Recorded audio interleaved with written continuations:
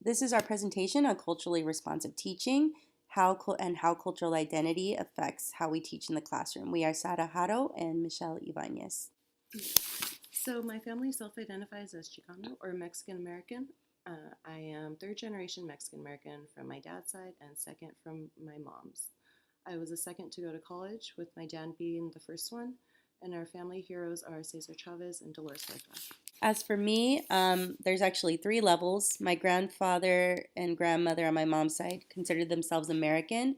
My parents considered themselves Mexican American, and myself, I identify as Chicana or Chicano.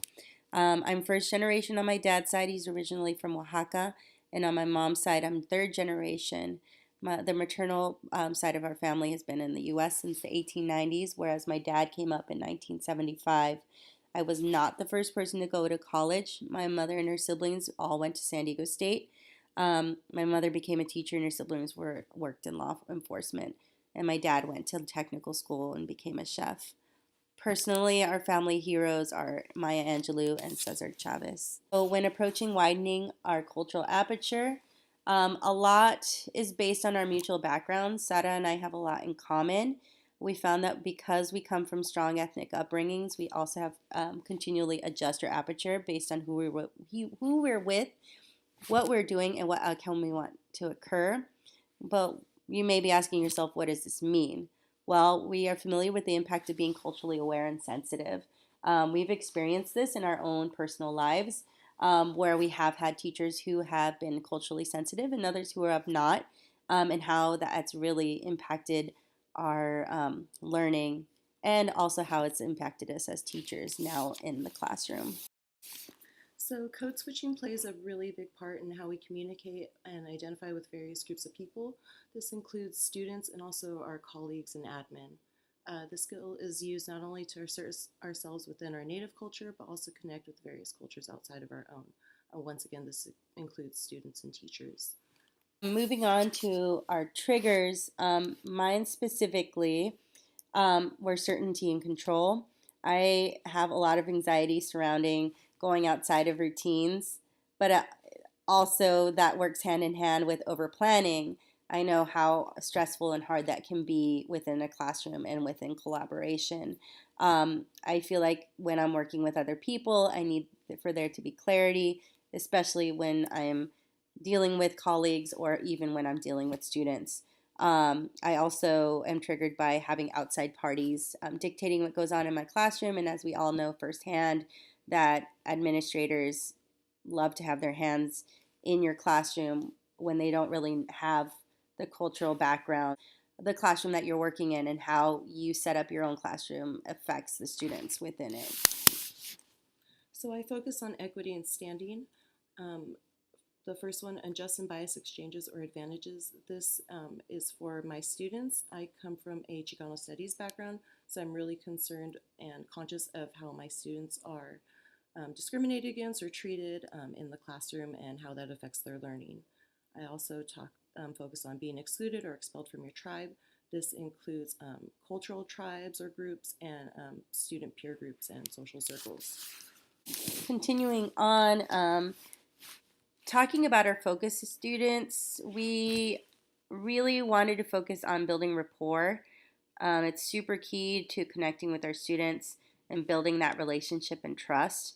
We also focus on proximity, which basically means continuous support and being available to your students. So if we take a look at the next slide, we talk about just giving a little bit of background about our students. My student comes to school about 1 to 2 times a week. She comes from a single parent home. Her mom takes her to work sometimes, and other times she leaves her at her grandparents' home, and they are Spanish speaking, so they don't practice with the student like she needs. She's very far from approaching proficiency in all subjects, not 1 or 2 subjects, but all of them, because she is not present in class. She's far less mature than the other students. She's not socialized as well as the other students. And she's also very emotionally vulnerable. My sixth grade focus student comes from a homeless family. They have been homeless for the past few years. He attends school regularly and he's actually really intelligent. He just needs a lot of support and reassurance um, to build his self confidence in school as he's really emotionally vulnerable. As for bringing CRT into the classroom, we want to focus on what we share in common. So we both believe in firm but kind redirection. It works with both of our students. They need that consistently. We set small goals with our students. We try to do one-on-one conversations where we build trust and rapport with our students. We pair our students with other students who are reaching proficiency or have reached proficiency for collaborative conversations, and we focus on content that will engage our students. Um, when looking on to self-reflection, we had a couple of things that we found were similar. So the first thing being, we found that we both, as women of color, are constantly conscious of our responsibility to be diligent about how we approach our students in a culturally sensitive manner. We're believers in approaching students in a very firm manner, and care and empathy should be taken to suit students' needs. But discipline and reminders about expectations shouldn't be forgotten, especially with students who are not in school often. So, where we differed, we really didn't have any differences. We talked in circles about it, and really we overlapped in a lot of ways. We saw that the value in supporting our students in culturally sensitive ways was super important. And we know that the impact of culture in creating bonds to help students um, and support them to reach their self efficacy. When approaching and forming future practices, both Sara and I felt that we're exercising culturally responsive teaching within the classroom, that it's important to be mindful of the distinctive needs of each student to better engage and meet their goals. Some of the things that we felt were super important when looking towards the future is continually using affirmation and validation. The fact that you believe in your students promotes them to want to set goals, and in setting goals they reach self-efficacy, and that's really the main goal, is we want them to be able to do things and feel confident in doing things on their own. In addition to that, building rapport and trust, so important. Creating that bond with students to listen, encourage, and set goals boosts that student's self-confidence, and again, that helps them reach self-efficacy.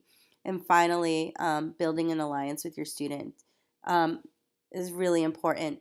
Not only are you connecting to that student on a personal level, but you're creating a team where you're team building between the teacher and student, helping that student to take on specific learning goals and just boosting themselves up. We want to take these practices into the future because we know that it works. It worked for us as students, and it will work for us as teachers with our own students.